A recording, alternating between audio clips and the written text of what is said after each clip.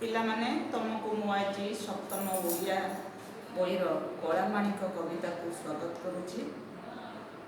विगत 1.5 वर्ष है आमर पाठपढ़े टी असुविधार सम्मुखीन पिलाने तुम निश्चिंत होता से अनुभव कर तुम मैंने विद्यालय को आस विद्यालय आसी केते खेल कंपिटिशन भाग नि अनेक उत्सव पालन कर से गुड़िक तुम मान भितर आईपार से जहाँ भी होना कहीं ये जो महामारी आसी ईश्वर निकट में आम मैंने प्रार्थना करवा ए महामारी शीघ्र जाओ आम नित्यदिन कम जमी करूँ तुम मान कम जमी विद्यालय को आसवा पाठ पढ़ा खेलकूद करवा से तुम मैंने जमी कर ईश्वर पाखे मोर प्रार्थना। आज आम पिलाने तुम बहिर तुम ओडिया बहिर कलामाणिक कविताटी कलामाणिक आज आम कलामाणिक कला तो हूँ गोटे रंग माणिक माणिक हूँ गोटे अमूल्य जिन जमी हीरा लीला मोती माणिक सेमती ये माणिक हूँ गोटे अमूल्य जिनिस आपको कहीं कलामाणिक बोली कहुई से विषय तुमको आज कहबी आउ फास्ट आज कविताटी को पाठ पढ़ी करवा पिलाने तुम्हें शुण मु बोलुची तुमने कविताटी को पढ़ी मन रख बहुत सुंदर कविता गोटे माँ और पिला भितर जो वात्सल्य ममता जो बाइडिंगटा सेटा किपरि प्रस्फुटित होइछि ए कवितार कवि अभिमन्यु सामंत सिंह वर्णना कर धीरे घेन काननरे कृष्ण विलंबित वात्सल्य ममता घेनी बाळुछंती मात कलामाणिक रे नितन संखाळी मोर दरिद्र पसरा अंधल उड़ीवा बुरे हृदय रत्नहारा कलामाणिक रे मो जीवन तुही नयन प्रतिमा तोते की पासोरी हेब मोर सुख सीमा कलामाणिक रे धरू थाऊ अंधार को रखी जाऊ गोरू जनक जननी सुख कहीं पाई सारू कलामाणिक रे वृद्ध काले तुमर एक नंदन हृदताप विनाशने तुहरी चंदन कलामाणिक रे गोटिक धमासर नरुचाई तोते नाचिल जमागु थाऊ लवणी के मते कलामाणिक रे कोई मुधइले गोली होई जाऊ तुही तो दुर्बल देखी कानी पशी गई कलामाणिक रे डाकिनी लोभंती बोली डरू थाई मने बार बार बारू थाई जीवा पाई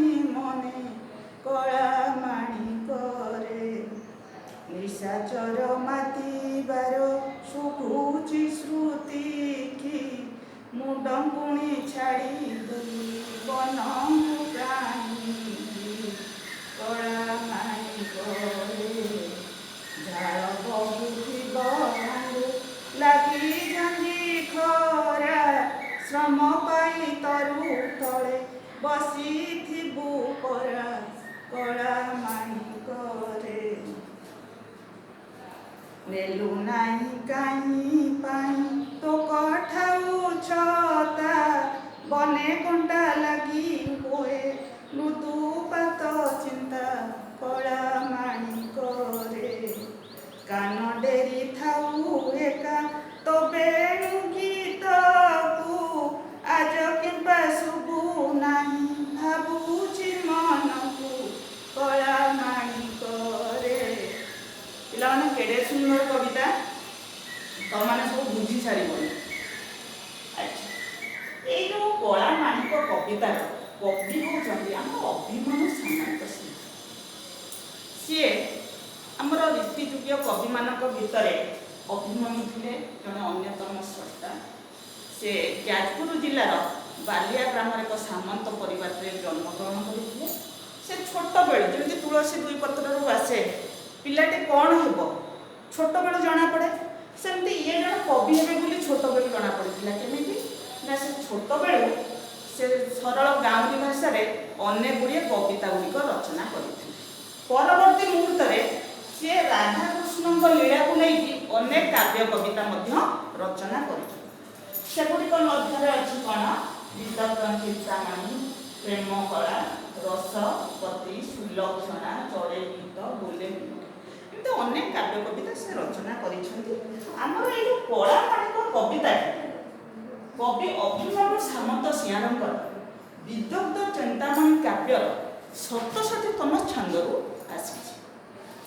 कला मानक कविता रे कवि उपस्थापन करिसेंती गोटे माँ आउ गोटे पिला भितर को भली वात्सल्य ममता ताकू परिपुष्ट ताकू वर्णना पिला माने तमे तो श्रीकृष्ण विषय अनेक कथा जानी श्रीकृष्ण तमे जेन श्रीकृष्ण छोट बेले बहुत नटखट थिले बहुत दुष्ट थिले तम माने भी सेमती दुष्ट थिबो छोट बेले तेणु से बहुत दुष्ट थिले जेमती तम मानकू माँ गाड़ी दिए परवर्ती मुहूर्त में माँ तुमको कुंडेकी कांदी पकाए मो पिलाटी को आज केते मारिली सेमती श्रीकृष्णकर अली माँ यशोदांकर अलिअल एकमात्र पुत्र थिले कि श्रीकृष्ण बहुत दुष्ट थिले से तो गौड़ घर पिला तांकर पेशा है से कौन करेंगे सबुदिन गाई गोठ को गाई चरवा जाती सी जाइछन्ति किंतु तांकर से जो अनुपस्थित किभली माँ यशोदा अनुभव करिसंति सेटा परिप्रकाश होइछि कला मानिक अभिमन्यु सामंत सिंह कवि अभिमन्यु सामंत सिंह बहुत सुंदर उपस्थापना ये कला मानिक करिसंति। अच्छा पिला माने हम तो कवि परिचय जानिले गीत बोलिले ए कविता ना कला मानिक हम काहे की कला है हमर गोटे रंग मानिक है गोटे अमूल्य मूल्यवान मूल्यवान जो पदार्थ गोटे जोटा हीरा लीला मोती मानिक ताले जदि कृष्ण से अमूल्य संपद भितर जड़े हेले ताले ताको कला कहीं कहला कारण श्रीकृष्ण रंग कला होती कला मानिक बोली कहला। आ श्रीकृष्ण विषय तो पिला माने तमे जानिथिबो श्रीकृष्ण को छोट बेलर कथा श्रीकृष्ण जन्म कला माँ हेले देवकी आउ से कौटी लालित पालित हेले माँ यशोदा पाखे लालित पालित हेले यशोदा थिले कौन नंद राजा पाटराणी वृद्ध काल में श्रीकृष्ण जन्म होइछन्ति तेणु तांको से अनेक स्नेह रे बांधी रखिछन्ति से तो थिले माता यशोदा थिले जड़े राणी तांकर तो कौन सी जिनिसर अभाव नथिला किंतु से जो अभावटी थिला कौन ना जतबले निजर संतानटी तांको आखि आगुरु बुड़े जाउथिला सेटा ही से दुख प्रकाश करुथिले से दुखटा को एई कविता माध्यम रे कवि अभिमन्यु सामंत सिंह प्रकाश करिसंति। पिला माने बहिर कला मानिक कवितार बर्तमान आमे पढ़िबा धीरे घेन कानन रे कृष्ण विलंबित वात्सल्य ममता घेरी भाड़ुछन्ति मत कला मानिक रे। पिला माने इटे धीरे घेन धीर अर्थ कौन धीरे हेला पंडित माने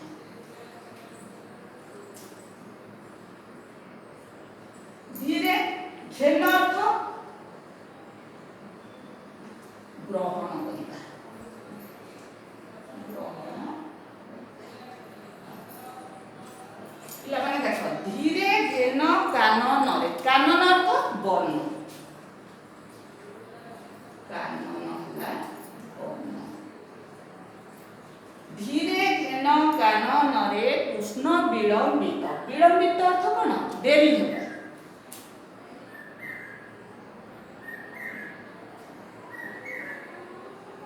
विलंबित अर्थ हब देरी हेबा।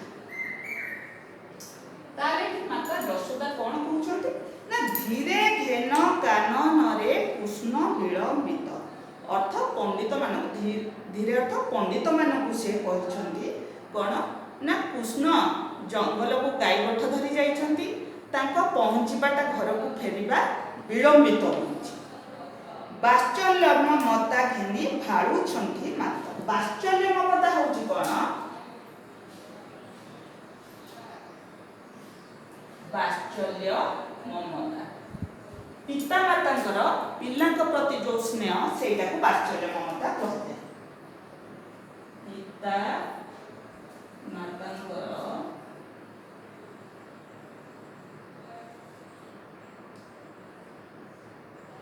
पिलांक प्रति स्नेह सेटा को कहते वात्सल्य ममता। तेणु धीरे घेन काननरे कृष्ण विलंबित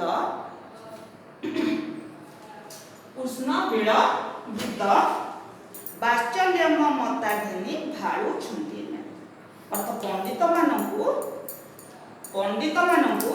ग्रहण करिबा पई सुनिबा पई कहिछन्ति कोन ना वात्सल्य ममता घेनी भाळुछन्ति माता कृष्ण फेरिबा विलंबित हेउथिबारु देरी हेउथिबारु से कोन करछन्ति मन भितरे अनेक भावना जात होइछि। प्रथमे मनुष्य कोन करिवो आग खराब चिंता करिवो तापर जाइके भल चिंता करिवो। मने कर तमे गोटे जगह को जाइछ घर को आसीबा विलंब होइछि तमे कहि जाइछ 10टा संध्या 6टा सुधा तो पळे आसीबो किंतु फेरिबा 7टा बाजी जाइछि। मां मनरे अनेक आशंका काले पिला चोर आसिले कि काले ये जो गाड़ी गुडार जो समस्या बर्तमान ट्रैफिक रो जो समस्या काले कोनोसी दुर्घटना घटिले कि प्रथमे मां मनरे आग सेटा आसीबो तापर जाइकरी भलो चिंता आसीबो। जेतोले पिलाटी पहुंची जीवो ता मनरे जो आनंद से मां ही बुझी पारे। गोटे मां निकटरे ता शिशुर ता संतानर सुख थारु से निज सुखटा को भूली जाय से ता पिलाटी भलरे रहिले भलरे सुरक्षित रहिले मां मन सब बळे आनंदित हुए। तेणु जेतबळे कृष्ण फेरिबा देरी हेइछि मां को मनरे अनेक भावना जात होइछि। निधन संखाली मोर दरिद्र पसरा अंधल उड़ीबा बुरे हृदय रत्नहरा कला माणिक रे। निधन पिला माने निधन अर्थ होउछि कोन ना धनहीन। अच्छा संखाली संखाली अर्थ होउछि पिला कोन प्राण प्राण धन आउ मध्य कोन हबो प्रिय वस्तु।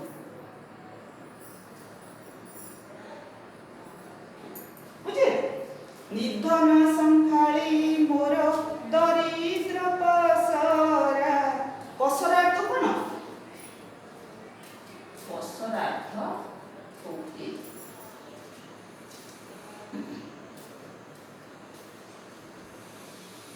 तेणु पिला माने गोटे धनी लोक को गोटे धनी लोक सब बड़े चिंता करियो मोर भल गाड़ी दरकार भल घर दरकार सुना दरकार मु एमती आलिशान घरे रही भल भोजन आहार करी किंतु गोटे गरीब लोक तार शाग पखाल अमूल्य सेमती ये कहला निधन संखाली मोर दरिद्र पसरा पसरा होउछि कोन टोके निधन है धनहीन संखाली है प्रिय वस्तु प्राण दरिद्र है जी दुखी रंगी जी है जहाँ पाखे किसी ना है से दरिद्र पसरा है टोके जमती गोटे गरीब लोकर टोकेटी तापाई अमूल्य सेमती धन निधन संकाली मोर दरिद्र पसरा सेमती माँ यशोदा निकटरे श्रीकृष्ण थिले कौन प्रिय वस्तु निधन संखाली अंध लौड़ी बाबूरे हृद रत्नहारा लौड़ी अर्थ पिला माने कौन बाड़ी ଲଉଡ଼ି ଅର୍ଥ ବାଡ଼ି। ଯେମିତି ଗୋଟେ ଅନ୍ଧ ଲୋକ ବାଡ଼ିର ସାହାଯ୍ୟ ନେଇକିରି ସେ ଆଗକୁ ବାଟ ଚାଲିପାରେ, ଏଠି ସେମିତି ମା ଯଶୋଦା କହିଛନ୍ତି ମାତା ଯଶୋଦା ଶ୍ରୀକୃଷ୍ଣଙ୍କୁ ଅନ୍ଧର ଲଉଡ଼ି ବୋଲି ସମ୍ବୋଧନ କରିଛନ୍ତି, ଆଉ ନିର୍ଧନ ସଂଖାଳି ମଧ୍ୟ ସମ୍ବୋଧନ କରିଛନ୍ତି। ଯେମିତି ପିଲାମାନେ ତମମାନଙ୍କୁ ତମ ମା ବାପା ମାନେ ତମକୁ ବିଭିନ୍ନ ନାମରେ ଡାକନ୍ତି, ବିଭିନ୍ନ ପ୍ରକାର ନାଁ ଧରିକିରି ସ୍ନେହରେ ଡାକନ୍ତି, ତମ ନାଁ ଯାହା ବି ହେଇଥାଉ ନା କାହିଁକି ବେଳେବେଳେ ବିଭିନ୍ନ ସ୍ନେହରେ ବିଭିନ୍ନ ନାଁ ଧରି ଡାକନ୍ତି। ସେମିତି ମା ଯଶୋଦାଙ୍କର ଥିଲେ କିଏ? ଶ୍ରୀକୃଷ୍ଣ ଥିଲେ ଅନ୍ଧ, ଲଉଡ଼ି, ନିର୍ଧନ, ସଂଖାଳି, ଦରିଦ୍ର, ପସରା। ସେମିତି ଲଉଡ଼ି ହେଉଛି ବାଡ଼ି। ଯେମିତି ଗୋଟେ ଅନ୍ଧ ଲୋକ ବାଡ଼ି ସାହାଯ୍ୟରେ ସେ ତାର ରାସ୍ତା ଅତିକ୍ରମ କରେ, ବାଟ ଚାଲିପାରେ, ସେମିତି ମା ଯଶୋଦା ଶ୍ରୀକୃଷ୍ଣଙ୍କୁ ଅନ୍ଧର ଲଉଡ଼ି ବୋଲି ସମ୍ବୋଧନ କରିଛନ୍ତି। ମୋ ଜୀବନ ତୁହି ନୟନ ପ୍ରତିମା, ତୋତେ କି ପାଶୋରି ହେବ ମୋର ସୁଖ ସୀମା, କଳା ମାଣିକରେ। ମୋ ଜୀବନ ଅର୍ଥ ଜୀବନ, ପ୍ରାଣବେ। ମୋ ଜୀବନ ତୁହି ନୟନ ପ୍ରତିମା। ପିଲାମାନେ ନୟନ ହେଉଛି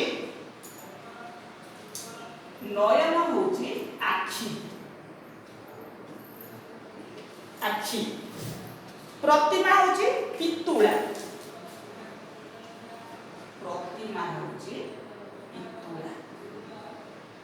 ତେଣୁ ମା ଯଶୋଦା ଏଠି କଣ କହିଛନ୍ତି? ମୋ ଜୀବନ ତୁହି ନୟନ ପ୍ରତିମା। ତୋ ବିନା ମୋ ଜୀବନ କିଛି ନୁହେଁ। ମୋ ଜୀବନ ଥିଲେ ମଧ୍ୟ ତୁ ଯଦି ନାହୁଁ ତାହେଲେ ମୋ ଜୀବନ ନଥିଲା ସହ ସମାନ। ତୁ ହଉଛୁ ମୋ ଜୀବନ ଆଉ ମୋ ଆଖିର ଜ୍ୟୋତି। ତୁଇ ନୟନ, ତୁଇ ଅର୍ଥ ଏଠି ତୁଇ କାହାକୁ ସମ୍ବୋଧନ କରାଯାଇଛି? ଏଠି ତୁଇ ଶ୍ରୀକୃଷ୍ଣକୁ ସମ୍ବୋଧନ କରାଯାଇଛି। ମୋ ଜୀବନ ତୁଇ ନୟନ ପ୍ରତିମା ଅର୍ଥ ମୋ ଜୀବନଟା ତୋ ସାଙ୍ଗରେ ବନ୍ଧା, ମୁଁ ତୋତେ ଛାଡ଼ି ରହିପାରିବି ନାହିଁ। ମୋ ଆଖିର ଜ୍ୟୋତି ତୁ, ମୋ ଜୀବନ ହେଉଛି ତୁ।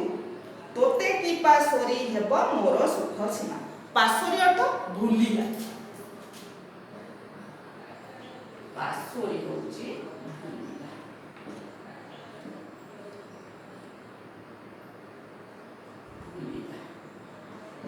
ତେଣୁ ତୋତେ ଭୁଲି ଯାଇ ମୋ ଜୀବନ ସାର୍ଥକ ନୁହେଁ। ତୋତେ କି ପାଶୋରି ହେବ ମୋର ସୁଖ ସୀମା। ମୋର ସମସ୍ତ ସୁଖ ତୋରି ପାଖରେ, ତେଣୁ ତୋତେ କ୍ଷଣୀୟ ମାତ୍ର ଛାଡ଼ି ମୁଁ ରହିପାରିବି ନାହିଁ। ଡରୁଥାଉ ଅନ୍ଧାରକୁ ରଖି ଯାଉ ଗୋରୁ, ଜନକ ଜନନୀ ସୁଖ କାହିଁ ପାଇଁ ସାରୁ, କଳା ମାଣିକରେ। ଜନକ ହେଲା କଣ? ଜନକ ହେଲା ପିତା, ଜନକ ଜନନୀ। ଜନନୀ ହେଲେ କିଏ? ମା, ମାକୁ ଜନନୀ କୁହାଯାଏ। ଡରୁଥାଉ ଅନ୍ଧାରକୁ ରଖି ଯାଉ ଗୋରୁ, ଜନକ ଜନନୀ ସୁଖ କାହିଁ ପାଇଁ ସାରୁ। ସାରୁ ଅର୍ଥ ଶେଷ କରୁ, ସାରୁ ଅର୍ଥ ଶେଷ ହେଲା। ତେଣୁ ମା ଏଠି ଭାବୁଛନ୍ତି ଶ୍ରୀକୃଷ୍ଣ ତ ପ୍ରତିଦିନ ଗାଈ ନେଇକିରି ଗାଈ ଗୋଠକୁ ଯାଆନ୍ତି ଗାଈ ଚରେଇବା ପାଇଁ, କିନ୍ତୁ ସନ୍ଧ୍ୟା ପୂର୍ବରୁ ଫେରି ଆସନ୍ତି, କିନ୍ତୁ ସେଦିନ ବିଳମ୍ବିତ ହୋଇଛି। ଶ୍ରୀକୃଷ୍ଣ ଅନ୍ଧାରକୁ ଡରନ୍ତି। ଶ୍ରୀକୃଷ୍ଣ ଏକା ଅନ୍ଧାରକୁ ଡରନ୍ତିନି, ସବୁ ପିଲାମାନେ, ଛୋଟ ଛୋଟ ପିଲାମାନେ ଅନ୍ଧାର ଆସିଲେ, ସଞ୍ଜ ନଇଁ ଆସିଲେ ମା କୋଳକୁ ସୁରକ୍ଷିତ ମନେ କରନ୍ତି, ଘର ଭିତରେ ପଶି ରୁହନ୍ତି।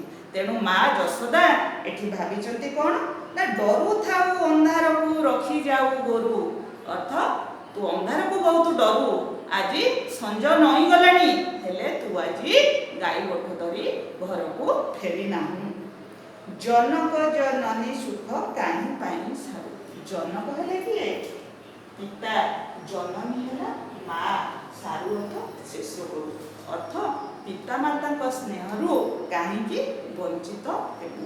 ତେଣୁ ଏଇ ଯେଉଁ କବିତାରେ ମା ଯଶୋଦାଙ୍କର ପୁତ୍ର ପ୍ରତି जो वात्सल्य ममता भरी उठी आउ से जो कृष्णकर अनुपस्थिति को किपरि अनुभव करिसंती ताको मनरे को भावना जात होईची तादिरु आमे भल भाबे जानि पारुछे। तेणु पिला माने तुम माने भाबुथिबो जे आज आम मामा मारिले मत गोटे भल पेनटे दे पारनाती भल बहीटे दे पारिनाती आज मो सांगर मा ताको आनिकी स्कूल रे गाड़ी रे छाड़ी करी गले किंतु पिला माने तुम मानको भीतरे ए धारणा बहुत भूल। तमे पांचटा पिला हेले मध्य बाप मांकर मार समस्त प्रति समान स्नेह ममता थाए। तुम माने भाबुथाओ जे माँ मते भल पाउनी नाइ रे पिला माने तमे दिने बड़ हब तमे मध्य जानि परिबो बाप मांकर स्नेह को भली। तेणु तमे माने पिला माने आधुरु भल भाबे जानि पारुथिबो श्रीकृष्ण आउ माता यशोदांकर जो माता यशोदा जे बड़ी चिंतित अछंती श्रीकृष्णकर फेरिबा विलंबित होईछि। तेणु पिला माने ए कवितार आज आमे एतिकी बुझिले आउ नेक्स्ट जा अछि नेक्स्ट क्लास रे आमे पढिका ता सहित हमर आउ किछि बाकी रहि जाइछि। आमे तो कठिन शब्द अर्थ जानिले ए जो कविता आमे 8 लाइन पढिले ए 8 लाइन रे मध्य आउ किछि जिनिस अछि। कोन अछि ना समचारित शब्द अछि प्रति शब्द अछि। पिला माने देखो निधन लिखा है थर्ड लाइन देखो निधन निधन निधन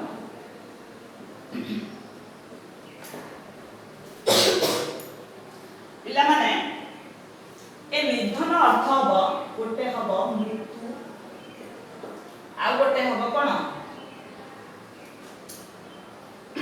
इथि निधन अर्थ हबो कोन धनहीन आ मध्य कोन हबो दरिद्र। ए जो 8 लाइन पढिले 8 लाइन रे निधन समचारित शब्द आसिला ए अच्छा पिला माने एठी निधन मृत्यु हबो आ विनाश भी हबो हैला। तेनो आधरे दीटा आमे जति 8 लाइन पढिले ता भितरे गोटे समचारित शब्द बाहर ए निधन र गोटे अर्थ हबो मृत्यु विनाश आ गोटे निधन हबो धनहीन दरिद्र। अच्छा तापर हमर आसिला प्रति शब्द प्रति शब्द पिला माने आमे जो 8 लाइन पढिले ता भितरु आमे प्रति शब्द बात करबा। देखो पिला माने लेखा हिची धीरे घेन कानन रे कानन अर्थ एठी कोन हबो कानन अर्थ हबो कोन बण हबो आउ जंगल मध्य। तापरे आसिला नयन नयन हबो चक्षु आउ आखि। पिला माने त माने तो पाई मैं तक लिखि दउची कानन गला तापरे आसीबो नयन नयन हबो चक्षु आखि नेत्र एमतो अन्य गुडे प्रति शब्द आसीबो पिला माने। तापरे हबो देखो लौडी अंध लौडी बाबुरे खुद रत्न हारा लौडी लौडी अर्थ हबो बाड़ी आउ मध्य हबो कोन जस्ती। तापर आसिला पिला माने आमे जेतिकी पाठ कले तार भितरु बाहर करिबा दरिद्र दरिद्र दरिद्र अर्थ होची गरीब हबो आ मध्य भिन्न हैला। अच्छा तापर लास्ट लाइन देखो जनक जननी सुख काई पाइली सा जननी जननी जननी अर्थ हबो माता आ मां। तेणु पिला माने आज आमे जो 8 लाइन पढिले ता देहु कठिन शब्दर अर्थ जानिले समचारित शब्द जानिले आ प्रति शब्द मध्य बुझिले। पिला माने मु भाबुची तुम माने भल भाबे बुझी पारिथिबो आ ए जो कठिन शब्दर अर्थ ताको भल भाबे मन रखिबो मन देई पाठ पढ़िब आउ जेतिकी बाकी रहिला ए कलामाणिक कवितारे आमे नेक्स्ट क्लास रे पढ़िबा। ईश्वर निकट में प्रार्थना तुम मैंने समस्ते भलरे रुह, ए महामारी दूरे जाऊ, आम विद्यालय